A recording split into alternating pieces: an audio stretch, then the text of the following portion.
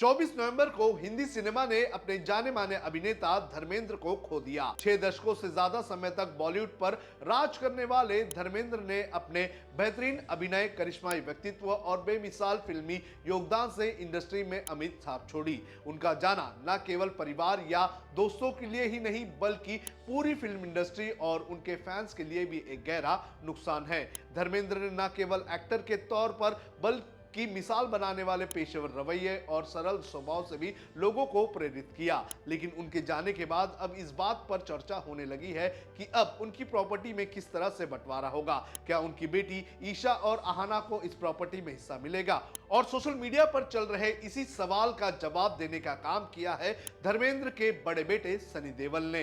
इस वीडियो में हम आपको बताएंगे कि ईशा और अहाना देओल के हिस्से को लेकर सनी देओल ने क्या कहा है। नमस्कार, आप देख रहे हैं लोकमत हिंदी। मेरा नाम है सोनू कनौजिया। हम सभी जानते हैं कि धर्मेंद्र ने अपने जीवन में 2 शादियां की थी। उनकी पहली पत्नी थी प्रकाश कौर और दूसरी पत्नी थी अभिनेत्री हेमा मालिनी। प्रकाश कौर से धर्मेंद्र की शादी फिल्मों में आने से पहले ही हो चुकी थी और हेमा मालिनी से उनकी शादी 1980 में हुई थी। प्रकाश कौर से धर्मेंद्र को 2 बेटे और 2 बेटियां हुई थी, जिसमें अभिनेता सनी देओल, बॉबी देओल, अजीता देओल और विजेता देओल शामिल हैं। वहीं हेमा मालिनी से उन्हें 2 बेटियां हुई, जिसमें अभिनेत्री ईशा देओल और अहाना देओल शामिल हैं। कितनी प्रॉपर्टी छोड़कर गए हैं धर्मेंद्र, ये आपको बता देते हैं। धर्मेंद्र ने करीब 4 दशकों तक बॉलीवुड पर एक छत्र राज किया। 70 और 80 के दशक में तो उन्होंने कई हिट फिल्में दी। उस वक्त किसी भी हिट फिल्म में धर्मेंद्र की जरूरत होती थी। रिपोर्ट्स के अनुसार धर्मेंद्र के पास करीब 450 करोड़ रुपए की प्रॉपर्टी है, जिसमें उनका लोनावला वाला फार्म हाउस भी शामिल है। ये फार्म हाउस 100 एकड़ से ज्यादा का है और इसी की कीमत 100 करोड़ से ऊपर की बताई जा रही है। इसके अलावा धर्मेंद्र ने मुंबई और पंजाब में भी कई प्रॉपर्टी बनाई, जिसमें उनके कई बंगलों और प्रॉपर्टीज भी शामिल हैं। इसके अलावा धर्मेंद्र ने अपनी बड़ी बेटी विजेता के नाम पर विजेता फिल्म्स नाम का एक प्रोडक्शन हाउस भी शुरू किया था। साथ ही धर्मेंद्र के पास कई आलीशान गाड़ियां भी हैं, जिनकी कीमत करोड़ों में बताई गई है। अब क्यों उठे प्रॉपर्टी के बंटवारों पर सवाल, ये भी आपको बता देते हैं।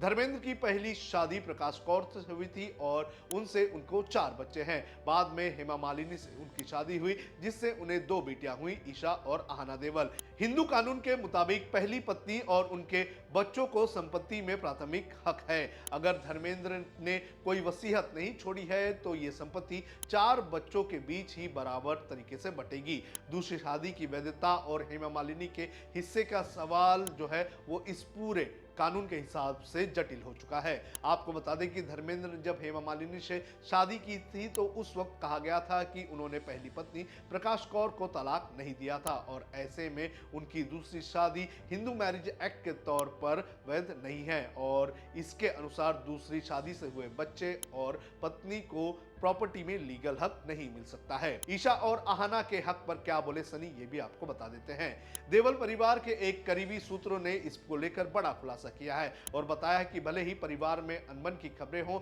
लेकिन सनी देओल ने यह कहा है कि उनकी जो बहनें हैं ईशा और अहाना, उन्हें उनकी प्रॉपर्टी में पूरा हिस्सा दिया जाएगा। देओल परिवार के सूत्रों ने यह भी बताया है कि सनी देओल ये बिल्कुल नहीं चाहते कि ईशा और अहाना का हक मारा जाए और धर्मेंद्र की भी यही इच्छा थी कि सभी बच्चों को उनका हक बराबर मिले। फर्स्ट पोस्ट ने एक रिपोर्ट में बताया है कि सनी और बॉबी, ईशा और अहाना के बीच प्रॉपर्टी और विरासत की विवाद को लेकर जो खबर चल रही है वो पूरी तरह से फर्जी है। रिपोर्ट में कहा गया है कि ऐसा कोई भी विवाद नहीं है और उनके परिवार में कोई भी गरीब नहीं है और ना तो कोई प्रॉपर्टी को लेकर ड्रामा होगा और ना ही कोई विवाद होगा। रिपोर्ट में यह भी कहा गया है कि सनी अपनी दोनों बहनों को पिता की विरासत से दूर नहीं रखना चाहते हैं, लेकिन इस वक्त पूरा परिवार शोक में है और इस बारे में सोचने की स्थिति में नहीं है। लेकिन यह तय है कि जैसा धर्मेंद्र चाहते थे उसी तरह से ईशा और अहाना को उनकी प्रॉपर्टी का हक मिलेगा। प्रेयर मीट पर नहीं पहुंची हेमा मालिनी और ईशा। आपको बता दें कि धर्मेंद्र के निधन के बाद उनके प्रार्थना सभा का आयोजन उनके घर पर किया गया था। इस आयोजन को लेकर यह भी कहा जा रहा है कि पूरा परिवार इसमें शामिल था, लेकिन हेमा मालिनी और ईशा देओल इसमें शामिल नहीं हुए थे। जिसके बाद ये भी खबरें आई थी कि धर्मेंद्र के लिए हेमा मालिनी ने अपने घर पर एक अलग प्रेयर मीट रखी थी। आपको ये भी बता दें कि संपत्ति के सवाल पर हेमा मालिनी ने भी जवाब दिया था और उन्होंने साफ किया था कि धर्मेंद्र के पैसों में उनकी कोई दिलचस्पी नहीं है। उन्होंने कहा था कि उनके लिए धर्मेंद्र का प्यार और उनका साथ ही महत्वपूर्ण है, पैसा नहीं। उनके इस बयान के बाद यह विवाद छिड़ गया था कि प्रॉपर्टी किस तरह से बंटवारे में जाएगी। धर्मेंद्र ने पुश्तैनी प्रॉपर्टी किसे दी, ये भी आपको बता देते हैं।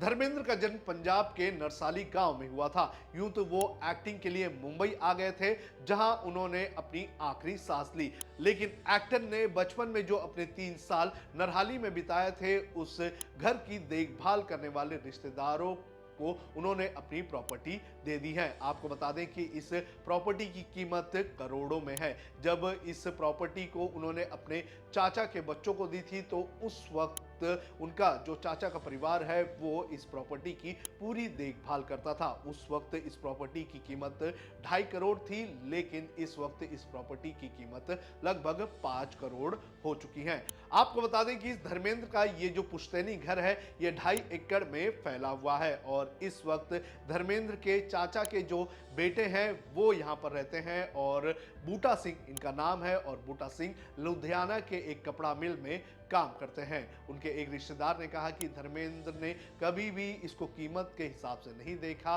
वो बस एक घर के तौर पर देखते थे और जब वो कमज़ोर होने लगे और उनकी तबीयत खराब होने लगी तो उन्होंने अपने इस प्रॉपर्टी को अपने चाचा के परिवार को सौंप दी। तो इस तरह से ईशा और आहना देओल के हिस्से को लेकर जो विवाद चल रहा था, उस पर सनी देओल ने यह साफ कर दिया है कि उनकी दोनों बहनों को उनका हक पूरी तरह से मिलेगा।